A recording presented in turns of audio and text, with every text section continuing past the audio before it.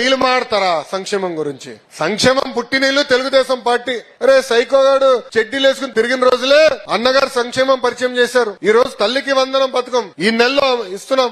August మాసంలో ఉచిత bus ప్రయాణం అమలు చేస్తున్నాం. అంటే ఇచ్చిన ప్రతి హామీ ఒక పద్ధతి ప్రకారం నిలబెట్టుకుని ముందరకెళ్తున్నాం. ఆర్థిక ఇబ్బందులు ఉన్నాయి, లేవని కాదు. 1వ తారీఖు నాడు ఈ రోజు జీతాలు పడుతున్నాయి. పెన్షన్ ఏంటి, ఒక రోజు ముందలిస్తున్నాం. పెన్షన్ ఇంటింటికి ఇస్తున్నాం. ఇన్ని సంక్షేమ కార్యక్రమాలు మనం చేస్తున్నాం. ఇంకో పక్కన ఏకంగా రోడ్ల పైన గుంటలుంటే పూడ్చే కార్యక్రమం కూడా శ్రీకారం చుట్టాం. అన్ని అయిపోయిందని నేను అన్నట్లా చాలా పనులున్నాయి. కానీ వాళ్ళు చేస్తున్న దుష్ప్రచారాన్ని తిప్పికొట్టాల్సిన బాధ్యత మనందరి పైన ఉంది. ఇప్పుడు తల్లికి వందనం జూన్ మాసంలో ఇస్తాం. మీరు చూస్తున్నారు డబుల్ ఇంజిన్ సర్కార్. ప్రధానమంత్రి గారు సంవత్సరం మారే లోపల ఇప్పుడు ఏకంగా 3వ వస్తున్నారు. విశాఖపట్నంలో యోగా చేసాక వస్తున్నారు. ఇప్పుడు ఆ కార్యక్రమం జయప్రదం చేసాక ఫోకస్ కి వెళ్తున్నాం. అందుకే జూన్ 12న ప్రజాప్రతినిధులతో మీటింగ్ ఉన్నా. జూలై 1వ తారీఖు నుంచి గడప గడప తొక్కాలి, చేసిన పనులు చెప్పాలి. ఇది తొలి అడుగు మాత్రమే.